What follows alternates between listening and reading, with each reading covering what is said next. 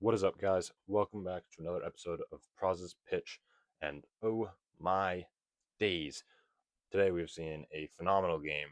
Spain has defeated France 2-0, and I think this is really a perfect example of how in modern football the system is just so important. Because we came out and saw a game today where De La Fuente had a plan, told his players to stick to it, they stuck to it, and he just absolutely outclassed Didier Deschamps in every way possible. When you get into it, I think that there are really two main aspects that were the big difference makers in this game, maybe three, but there's two that really strongly come to mind. The first is what I said yesterday, in that if Spain wanted to win this game and defeat France, the team was just absolutely, undoubtedly, really the best caliber of players in the world. They would need to do one thing, and that was have the midfield just have absolute control over the game.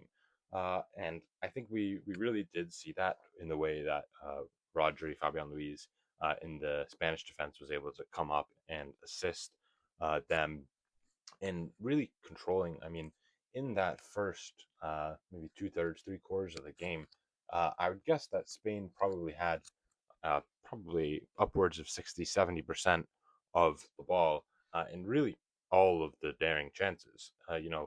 They really did what caused them to win this game, and that they limited France to very few chances, and chances that they had, especially in that first, before that second Spanish goal, were very you know sparingly apart. They came at different times.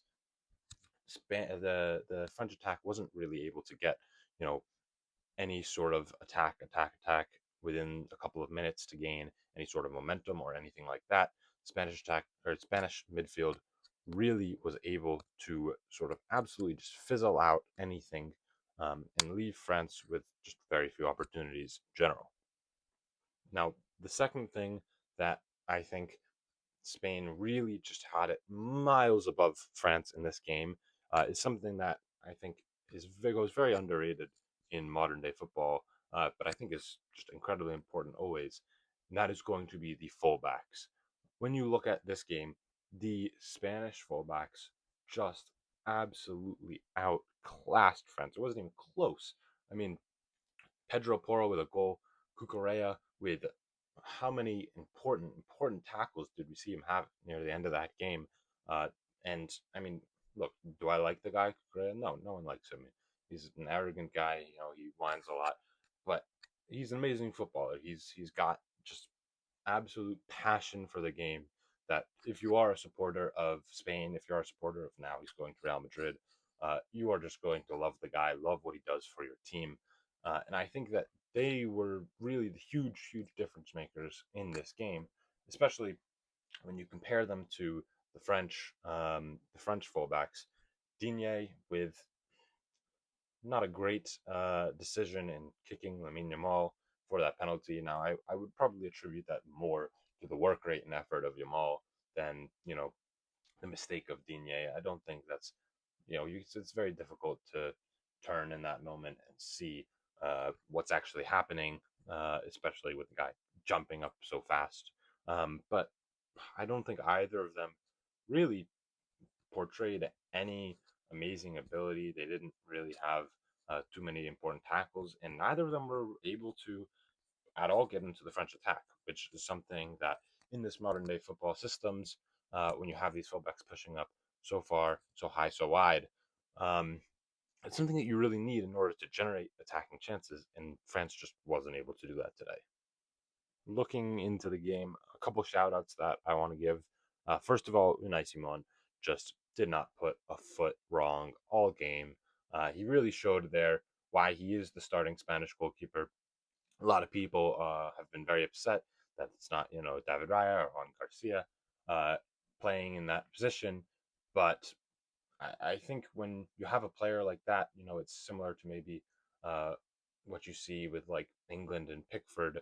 You have a player who's just been with the team for such a long time and really able to sort of get that momentum, the trust, um, and has the experience playing for a team like this, it really pays off in these bigger games and these moments like this where we saw Unai Simon have just a perfect game, did absolutely nothing all wrong, made a few good saves, and I mean it's good that he's getting this attention now, but this has really been something throughout the whole tournament.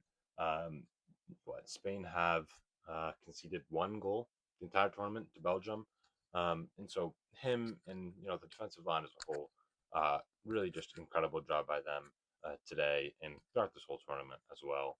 Another shout out that I wanted to give was to Oyarzabal, and this is nothing big, but I think this tournament has really shown how difficult it can be to step up and take penalties in big moments, and he just did it perfectly.